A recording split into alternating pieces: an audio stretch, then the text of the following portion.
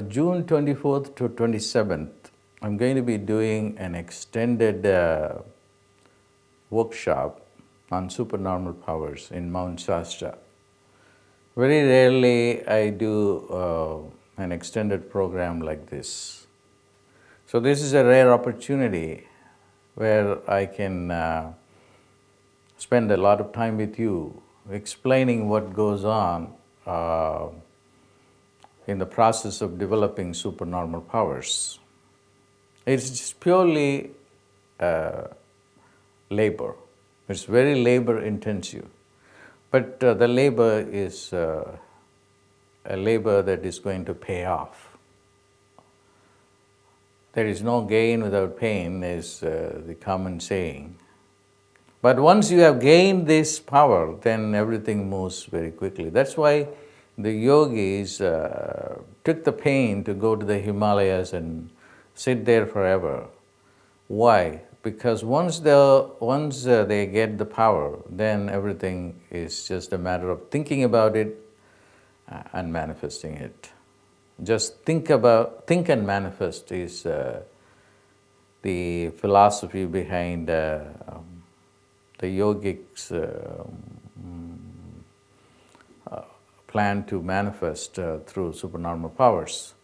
And I'm going to be teaching Patanjali's Yoga Sutras, particularly the chapter where he talks about supernormal powers. He's the father of yoga and meditated for centuries because he's a mythological or a legendary figure with half human and half a reptile, a snake body and a human head. But the teachings are phenomenal. You can see him explaining every step about the supernormal powers. The first step, he says, is to stop the mind. Unless you stop the mind, you are not going to go anywhere. Because the mind is going to give you a very limited reality. Once you stop the mind, then he says you have access to a different realm. And what is that realm? That is the realm of Swarupa. He says Swarupa is that is your real self. So your real self is something that Patanjali says that everybody is born with and everybody has access to it, provided if you take time to look into it. And what is that real self? That is a self in which you can acquire the power to manifest anything that you want to manifest. It's a matter of knowing that you have all that ability that built within your own consciousness, but we are only using a very, very limited amount of consciousness that has been provided to us. Even the scientists say that you only make use of 5% of our mental potential. 95% we do not know how to make use of it. But as soon as you begin to practice the techniques that Patanjali describes for supernormal powers, you find that your concentration becomes superb. It's all about concentration. And he is a scientist. He says, you have to train the mind. First, train the mind to focus on one object. And how are you going to do that? I have made some videos on that. Just by focusing on a flame or just tying the mind to one object and never allowing the mind to wander. And this is a training and it is a labor, but will be a pleasurable labor, because once you get experience yoga, any meditation, you find it is such a joy to go through that. And you will find that thereafter it is impossible for you to waste even a few minutes then, because the mind will kick in because it's so alert. What are you doing? You are just engaged in stupid thoughts because you are so alert. And that's because it comes from just training the mind to concentrate on one particular object without allowing the mind to wander, which we don't do in normal life. Because we take it for granted, well, which is the nature of the mind to wander, what are you going to do? So it's going to go from one thought to another thought. That's not the nature of the mind. Okay? The nature of the mind is to be very sharp, not to be thinking irresponsible thoughts. That's wasting your mind power. So Patanjali would not let us do that. So what he's saying is just practice dharana. Dharana is this meditation, focused meditation on object. And then you take the mind to the quantum level. All this I'm going to be explaining. So that's why I need the four days to sit with you and then take you step by step.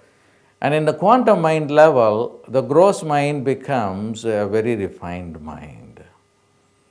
And in that refined mind is a mind in which you are not thinking aloud. You don't even know if you are thinking. The idea is there, and the condition is called dhyana, which is pratyaya. Pratyaya is the concept of what you want to manifest. I often give the example of a Mercedes-Benz. In the first stage, you focus on the Mercedes-Benz as a car with four wheels and the colors and so forth. And in the second stage of dhyana, you don't do that. You just only have the concept and take it to a level that goes beyond thinking. That is pratyaya, is the concept. Concept is there. And that is again a training that needs some hours for me to explain and also take you into the experience of what that pratyaya consciousness of which dhyana offers us. Then you go to the samadhi stage. Samadhi is total concentration, and where you are not there, your mind is not there, only the Mercedes-Benz is there. But what happens is you are really creating something there, because you have taken all your ego energy, because you have no identity there. You take all your mind energy and then put it into the Mercedes-Benz, that's what he says, attamatra nirbhasam swarupa sunyam iva samadhi. That's the meaning. The most important thing that you would be learning is all these Sanskrit words, because these Sanskrit words that we are going to use will create the reality, because Patanjali uses them as mantras. Just to repeat them over and over and over again will help you to get out of your ego, will help you to get out of your mind, and will help you to only focus on the object. And when you do all of them together, this is called samyama. That's a special practice for supernormal powers. I will, since we have 4 days to work, I will I will take you step by step. In addition to Patanjali, I am going to also incorporate some new teachings. And that is the teaching of Radha and Krishna. Radha and Krishna is something that I have discovered very recently, and I have found this to be the ultimate teaching. It deals with emotional intelligence.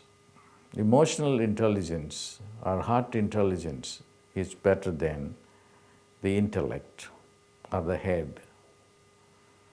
So we are going to go to a domain of total emotions,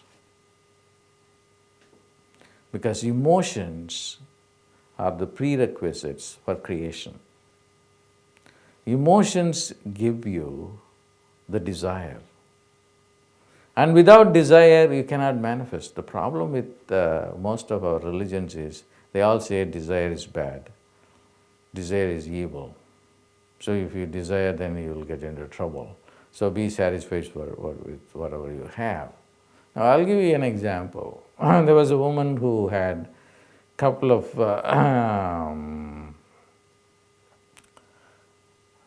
expensive cars. And then she wanted a third one. She wanted a Ferrari. And she was, say, 70 years old. And why would she want it at this age? I was talking to her, and then she said, I may say, well, yeah, if I reflect on it, I may not need it, but my heart really wants it. And whatever thoughts come against it is only just a weak thought. What is the powerful thought I have is that emotion that I do want the Ferrari. And the next time when I went to Los Angeles, she picked me up in the Ferrari.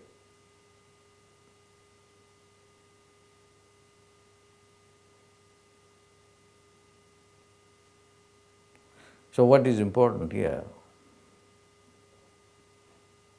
is the emotions. And that's what the Radha Krishna philosophy is. It's an understanding of beauty, joy, creation. And that very easily gives supernormal powers. So we have really two opposing models. One is the intellectual model of meditation given by Patanjali, who is the father of yoga. And there is a model offered by the Radha Krishna concept, which uses emotions. There is no meditation involved here. What is involved is singing and dancing, and that gives you or puts you into here divine consciousness. All that you do is chant, dance. But then you use very powerful words like Radha and Krishna are very powerful words. So if you are able to go on chanting, I'll give you a chant for example. Jai Jai Radha Ramana Hari Bol. Jai Jai Radha Ramana Hari Bol. Jai Jai Radha Ramana Hari Bol. Jai Jai Radha Ramana Hari Bol. Hari Bol, Hari Bol, Hari Bol, Hari Bol. Hari Bol, Hari Bol. Jai Jai Radha Ramana Hari Bol. Jai Jai Radha Ramana Hari Bol. Hari Bol, Hari Bol, Hari Bol, Hari Bol.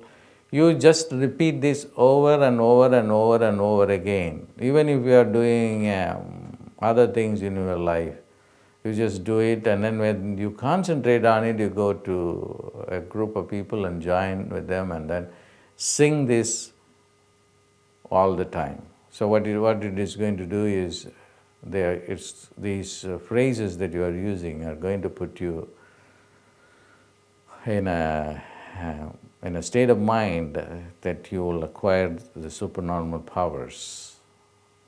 And then you will be able to think and manifest. So I'm going to spend at least a day or maybe a day and a half on the Radha Krishna thing. That's my new teachings. So it's a wonderful opportunity to be in a place like Mount Shasta, which is supposed to be a vortex for receiving high energy. I myself have been there about 20 years ago to Mount Shasta. I have not returned to that place. And I look forward to go there. It's a great place where people go for spiritual practice. That's why I chose this place, because this will be a perfect place to teach these supernormal powers. And so make this opportunity, make use of this opportunity. It's a very, very practical course. And it's a workshop. So you will have plenty of time to work on the things that you will be learning.